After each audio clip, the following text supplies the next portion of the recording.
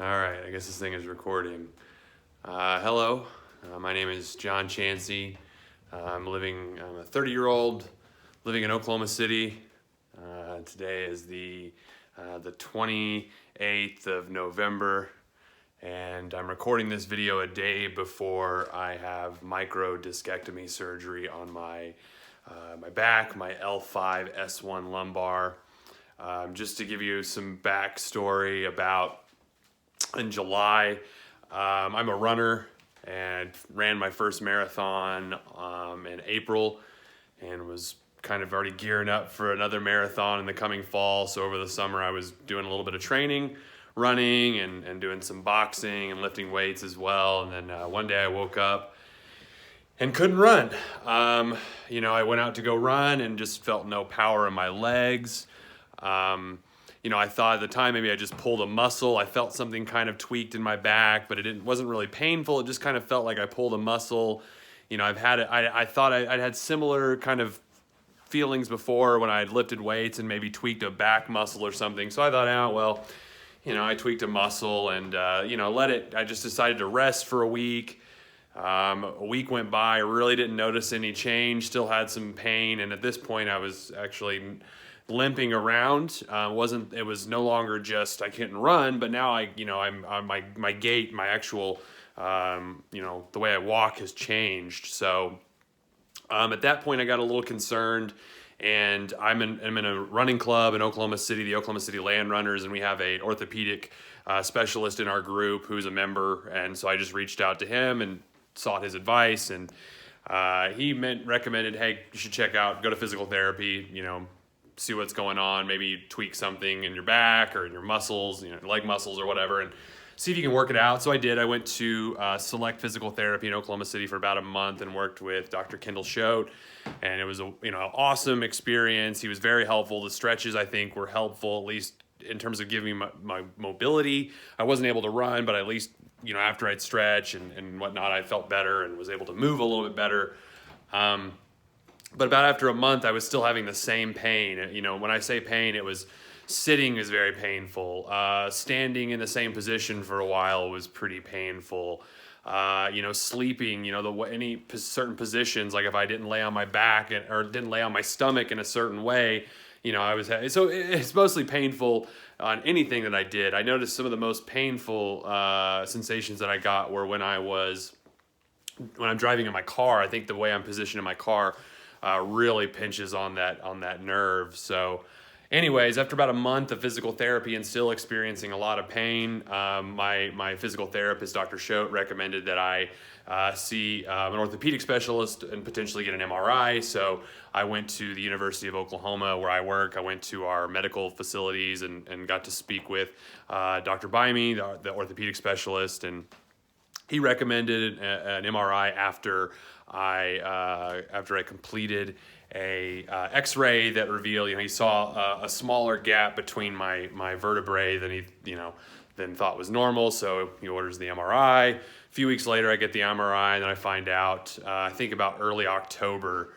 maybe late September. It might have been. I'm kind of mixing the dates up, but I found out that I have what the doctor described as a severely herniated disc on my L5-S1 vertebrae. And I think there's even a little slight bulge in the disc above, so some possibility of herniation there. And the recommendation by Dr. Bimey was to have surgery, but he recommended that I see an actual neurosurgeon first and get their recommendation. So I visited Dr. Clay Cochran, I think in October, and after he looked at my MRI results, he said the same thing, that, hey, that this is probably not going to get better with conservative treatments, physical therapy, all of the stuff that you tried before didn't work. So he recommended the microdiscectomy procedure. And so that's what I'm scheduled to have tomorrow morning.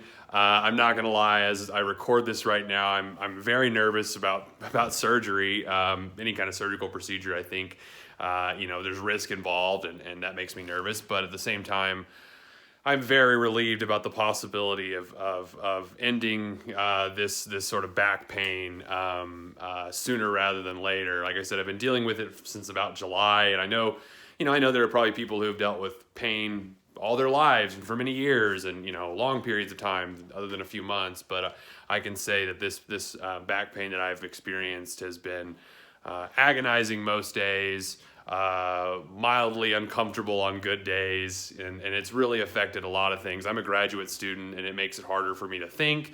It makes it harder for me to sit and do my work. It makes it harder to sit and read and to write for my job as a graduate student. It makes grading, as an instructor harder because I just don't have the patience to sit like I normally do. Even laying down and doing my work, it's, unless I find the perfect position, it's really uncomfortable. So needless to say, I'm very excited to get going with this surgery, and supposedly I'll feel relief almost immediately upon waking up.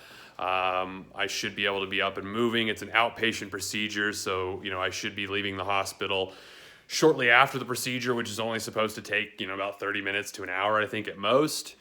I made the mistake of actually Googling or YouTubing the procedure, the microdiscectomy. As soon as I found out that's the procedure I was going to have done, I went ahead and Googled it and YouTubed it and watched some videos. And for better or worse, it was pretty scary at first. I mean, seeing what's going to be done inside of your body, but also it was like, oh, that's it. Okay, that's not too bad. I can live through that, and I can survive that. I've had open heart surgery. I had open heart surgery when I was 18 months, so I feel like if I can survive that, a simple back procedure, I'm gonna be okay. So, anyways, I wanted to record a video before I get my surgery done, just kind of letting you all know, what's going on and why I'm here getting surgery.